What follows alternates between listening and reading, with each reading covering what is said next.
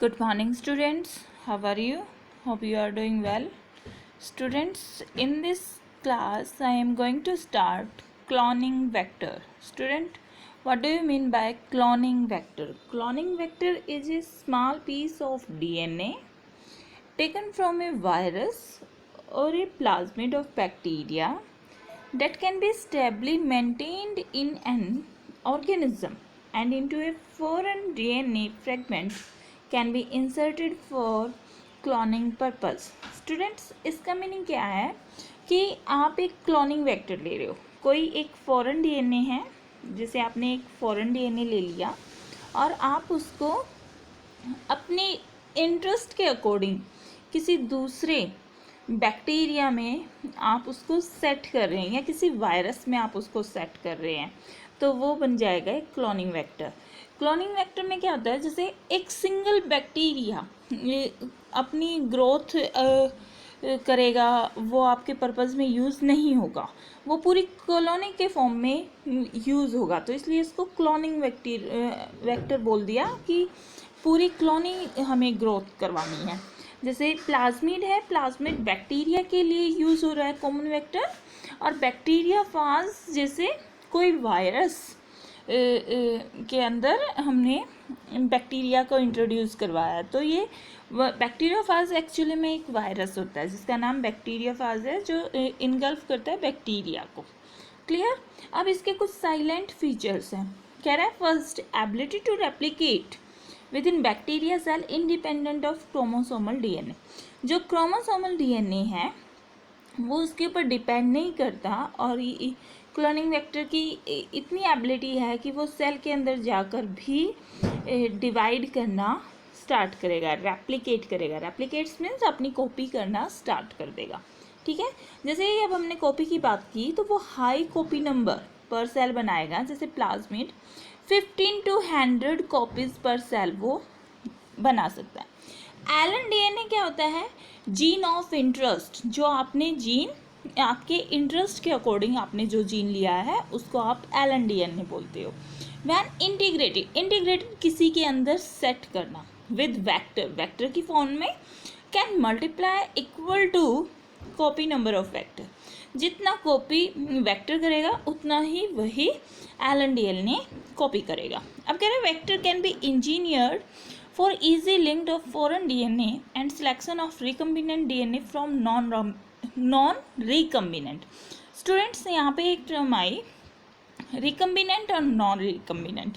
Recombinant क्या होता है, जो रिकम्बिनेंट में होता है बच्चों कि जैसे एक ये पीस ऑफ डीएनए है और एक ये साइलेंट डीएनए था आपके पास, जो जिसके अंदर आपने क्या करना है, इस जीन ऑफ इंटरेस्ट को यहाँ पे सेट करना. जैसे ही आप इस जीन को यहाँ से यहाँ पर सेट कर दोगे, ये यहाँ पे सेट हो गया और लाइगेज से ये जुड़ गया, तो ये वाली फॉर्म तो आपकी आ गई रिकम्बिनेंट. ठीक है.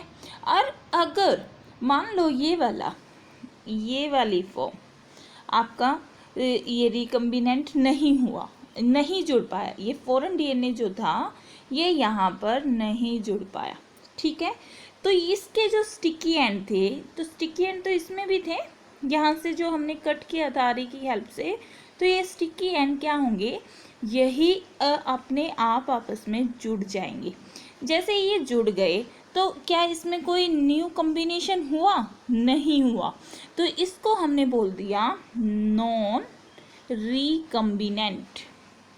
क्लियर स्टूडेंट, हमने इसको क्या बोल दिया, नॉन रिकम्बिनेंट. आपको अब क्लियर हुआ कि रिकम्बिनेंट में क्या होगा कि फॉरेन डीएनए हमें इंटरेस्ट करना है, जैसे ये वाला सीक्वेंस है तो यहाँ पे ये फॉरेन डीएनए यहाँ पे आके जुड़ गया. और नॉन रिकम्बिनेंट की जो ये ऑलरेडी हमने कट किया था, ये फॉरेन डीएनए तक का इसने वेट नहीं किया और यही इसके एंड आपस में जुड़ गए, तो ये नॉन रिकम्बिनेंट और ये वाला रिकम्बिनेंट. क्लियर हुआ. ओके, अब आगे बढ़ते हैं. अब स्टूडेंट हम बात करते हैं gene cloning with different vector. ठीक है. हमने एक केस लिया बैक्टीरिया का, एक केस लिया वायरस का. बैक्टीरिया है, बैक्टीरिया के अंदर ये प्लाज्मिड डीएनए है। हमने इस प्लाज्मिड डीएनए को यहाँ से बाहर निकाल लिया, आइसोलेशन कर लिया, ये वेक्टर की फॉर्म में आ गया हमारा। और ये एक फॉरेन जीन या डीएनए हमने इसके अंदर रिकम्बिनेंट कर दिया। जैसे ही हमने ये इसके अंदर इंसर्ट कर दिया, बार बार में यहाँ पे वर्ड आएगा इंसर्ट, इंसर्ट से मतलब ये इसके अंदर सेट कर दिया। जैसे ही हमने ये इंसर्ट किया तो हमारे पास क्या बना, रिकम्बिनेंट डीएनए मॉलिक्यूल्स। ठीक है, अब हमने इस डीएनए मॉलिक्यूल्स को क्या करना है, ट्रांसफॉर्मेशन। ट्रांसफॉर्मेशन का मीनिंग क्या होता है, एक जगह से दूसरी जगह लेके जाना। तो इस रिकम्बिनेंट डीएनए मॉलिक्यूल्स को हमने इस बैक्टीरियल सेल के अंदर, ये जो होस्ट सेल लिखा हुआ है यहाँ पे हमने क्या कर दिया, ट्रांसफॉर्मेशन कर दी।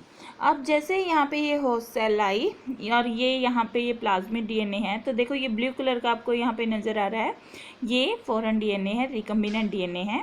और ये सेल अपनी मल्टीप्लिकेशन करना स्टार्ट करेगी। जितनी बार ये अब कॉपी करेगी, ये जीन ऑफ इंटरेस्ट जो हमने यहाँ पे डाला था, ये भी अपनी नंबर ऑफ कॉपी बढ़ाता रहेगा। Clear student?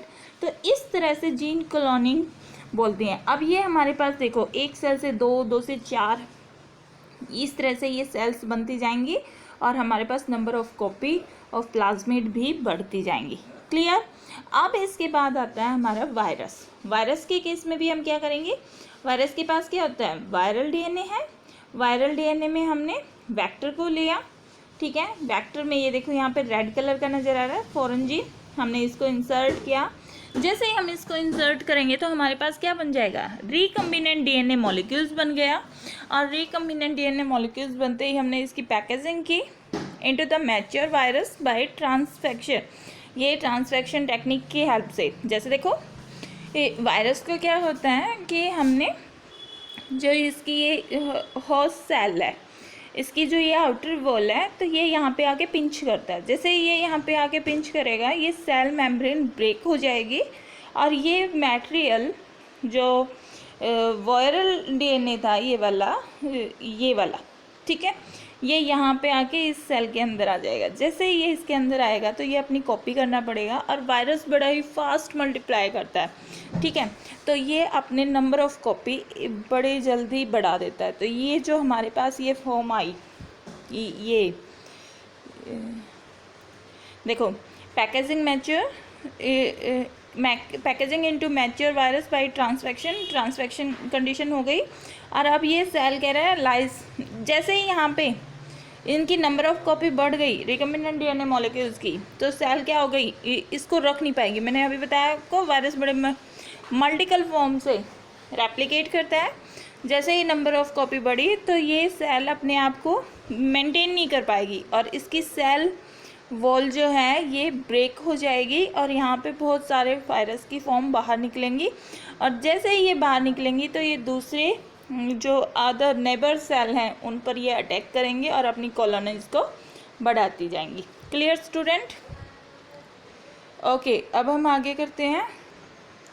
अब हम पढ़ते हैं features to facilitate cloning into vector. क्या क्या फीचर्स होने चाहिए कि जो हमने कॉलोनिंग वेक्टर बनाना है उसके लिए क्या क्या फैसिलिटी आपको प्रोवाइड होनी चाहिए। फर्स्ट फीचर है ओरिजिन ऑफ रेप्लिकेशन। ये आपने डीएनए रेप्लिकेशन में भी पढ़ा था कि without origin of replication start नहीं हो सकता। इसका मेन फीचर्स क्या होता है बच्चों कि ये वो पॉइंट है जहाँ से डीएनए रेप्लिकेशन स्टार्ट होता है, जिसको हम बोलते हैं ORI, ओरिजिन ऑफ रेप्लिकेशन। क्या फीचर है बच्चों, ये initiation of DNA replication means DNA replication को स्टार्ट करता है। क्लियर?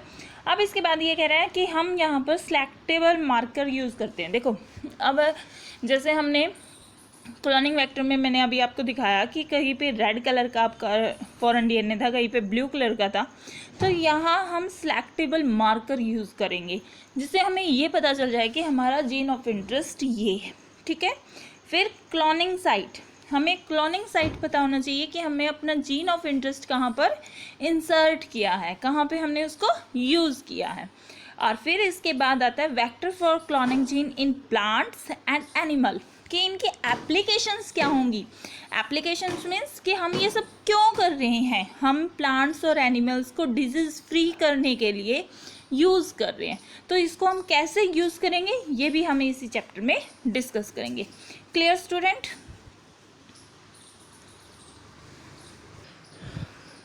अब हमारा स्टार्ट होता है ओरिजिन ऑफ रेप्लिकेशन, जिसको ओराई बोलते हैं, sequence of DNA where replication start. ठीक है, इसका फर्स्ट पॉइंट क्या है कि ये एक सीक्वेंस है डीएनए का जहाँ पे रेप्लिकेशन स्टार्ट होगा, और इस पॉइंट को हम बोलते हैं इनिशिएशन ऑफ डीएनए रेप्लिकेशन।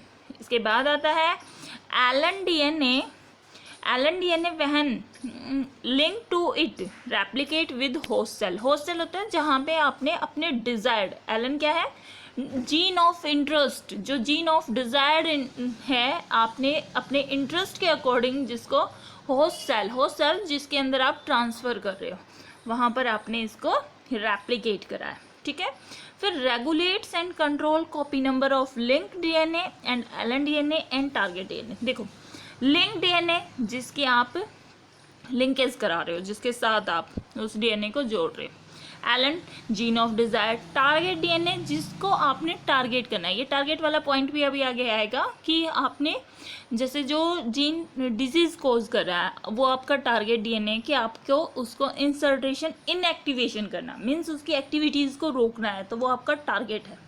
ठीक है, अब ये कह रहा है it multiplies copies of target DNA required. तो इसमें क्या कह रहा है कि हमें टारगेट डीएनए की भी और जो एलन डीएनए सब की कॉपी चाहिए। ठीक है, then target DNA be clone in vector whose origin of replication support high number. तो ओरिजिन ऑफ रेप्लिकेशन में क्या होता है कि हमें हाई नंबर चाहिए, जब तक वो डीएनए रेप्लिकेशन नहीं करेगा तब तक आपकी हाई नंबर नहीं होंगी। तो ओरिजिन ऑफ रेप्लिकेशन से डीएनए रेप्लिकेशन क्या होगा, स्टार्ट हो जाएगा, रेप्लिकेशन स्टार्ट हो गया। क्लियर? अब इसके बाद आता है हमारा सिलेक्टेबल मार्कर।